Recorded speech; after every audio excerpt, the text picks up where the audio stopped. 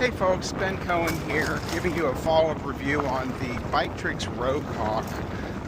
Now version 1, because I believe there's now a version 2 that is out and about, or will soon be, where they've made some corrections to the first series or first generation of the RogueHawk. So I just want to cover some of the things that have been going on with this bike and how I've got it dialed in now and whether it may or may not be right for you.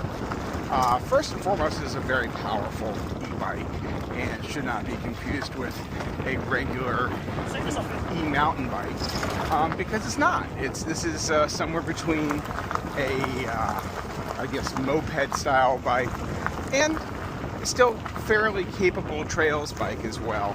I have it outfitted with the 24x4 knobby tires, so it's a little bit more aggressive than what comes stock, which I believe is a 26x3 mountain bike tire, or maybe even a slick tire these days now, the second generation.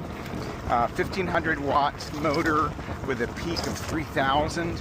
I believe that the newer configurations now coming out with a 2000/4000. If someone can certainly correct me if I'm wrong, because I'm doing it from memory while I'm obviously riding the bike.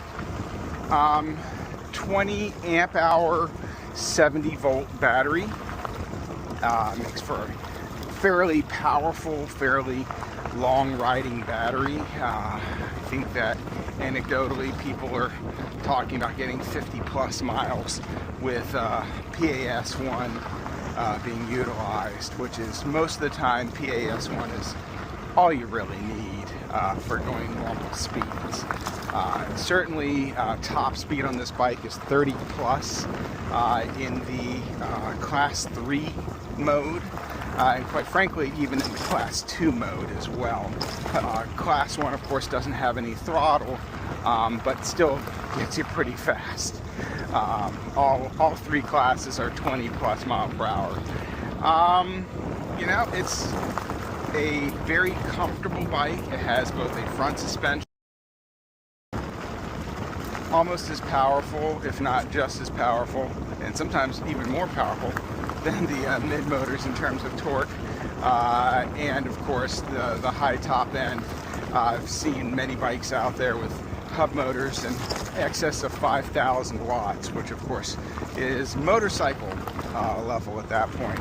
You get you 50 plus miles per hour, which is, in my opinion, relatively dangerous on a frame that's not really necessarily designed for that. And of course people are getting to their 12-year-olds to go ride as well, which I'm also not a big fan of. Anyway, before I turn political here, had a lot of issues with the bike. This was a low serial number bike, first batch that went out back in March, I guess. And you know, also on top of that, did a custom configuration, and then on top of that, didn't get the right size frame, which created some other issues. Go back and see my previous videos. There's a very popular first review that goes over the things I did on the configuration. Bottom line is, if you're over about 5'9", 5'10", you should not be on the mid-size frame. You should be on the large frame because you're going to have issues with the seat post and things like that. The large frame is perfectly fine for anyone that's at least, I'm going to say 5'9" or 5'10". It's a very heavy bike, and so you don't want it to get out from underneath you because you'll go down with the bike. And also little things like just your center of gravity gets higher with the bigger frame. But with that being said, I think you still want it for the comfort and for the ability to use the proper seat post and things like that, and keep everything within the realm of what it's supposed to do. Now, I guess, give me a second, we'll go on to the actual performance of the bike and what's been going on with it. I'm at a stop.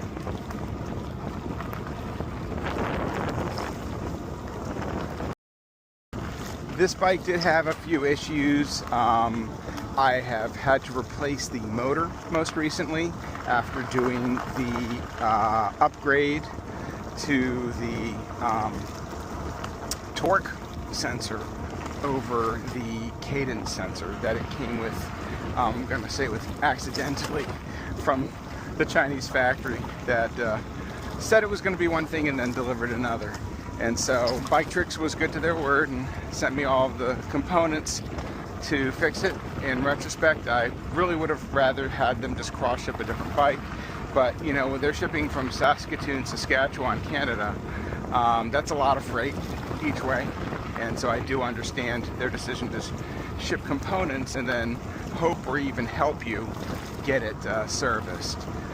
So this does now have the torque sensor. It makes a huge difference in the enjoyability of the bike and for the ability to use it as an actual exercise bike instead of just using it as a moped. There's a lot of people out there that bought it just used as a moped, and so for them the cadence sensor was just fine because they were using predominantly throttle, and when they were using pedal assist they were doing it at a relatively high speed where the amount of torque you were applying to the pedals didn't really matter. You were just trying to go fast. Other than that, now it's a relatively smooth bike. I still would like to get it a little bit more dialed in terms of not having those moments where the motor cuts out completely when it senses that there's no torque on the pedals. So until it experiences torque again, it cuts out, and that produces a little bit of a choppy ride, especially at lower speeds. So I would like to see that. Its ability to be used as a regular bicycle without any motor is a little bit constrained. It is such a heavy bike, you know, 80 plus pounds with the battery in, and really more than that. The way I've got it configured with a child seat and things like that. It's a lot to ride if you don't have that motor assisting you. With the motor assisting you, even at its lowest level, it's fine and very enjoyable to ride and very comfortable. I will say the frame geometry is not as nice as I would like it to be. I'm used to a slightly more relaxed frame geometry, and so I did a couple of things, like you'll see that I did the A-bars here and also put in a riser on the handlebar stem to give me more height and bring it back to me more. Still not as comfortable as I'd like it to be because I do have carpal tunnel, and so that and some other issues makes my hands going to sleep a reality that I have to fight. I think that overall the comfort level on the bike is pretty good for a contemporary step-through bike. I do think that it could be better. One of the big things that can be sort of tough to do is getting more of a pedal-forward geometry on the pedals in relation to the seat post to try to get the pedals out in front of you. For people with knee issues, it can make a huge difference on your comfort level with your knees. So when you they're gonna be nice and let me go, thank you. So when you are looking at bikes, if you're coming at this fresh and you're able to find a bicycle that has pedals forward of the seat post, whether it's a substantial amount forward, something like, I think it was originally 3G and Sun bicycles did that in California back in the 90s, and was actually geared towards people with knee issues to give them a more comfort level at the sacrifice of being able to actually apply a lot of torque on your pedals. Something in between gives you a more comfortable stance and allows for a longer, enjoyable ride. Little things like the saddle that they include with the bike, you just go buy yourself a new saddle. There's lots of personal preference out there, and of course if you're a fit person with an already hardened tushy, then hey, go get yourself a Brooks. Anyway, the bicycle itself has handled itself well. Would I like to have some of the features that the RogueHawk version 2 has? Yeah. I'm not completely sure everything going on there, but there may be one in the future down the road. In the meantime, I'm enjoying my bicycle. I encourage you to take a strong look at it. I think it's still an excellent value for what it has to offer. And certainly BikTrix has a full line of really cool bikes, and they do stand behind their product. And you know, when the CEO is able to actually send you a personal message and make sure everything's going well, that does actually carry some weight. Have a good one, ride safe. This has been Cohen.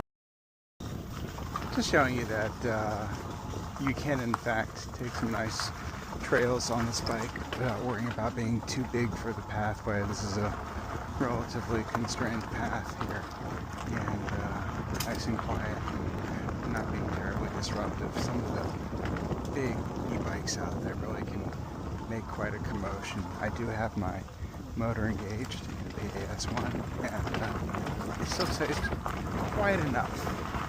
Not silent, but not too bad. Just thought I'd share that with you.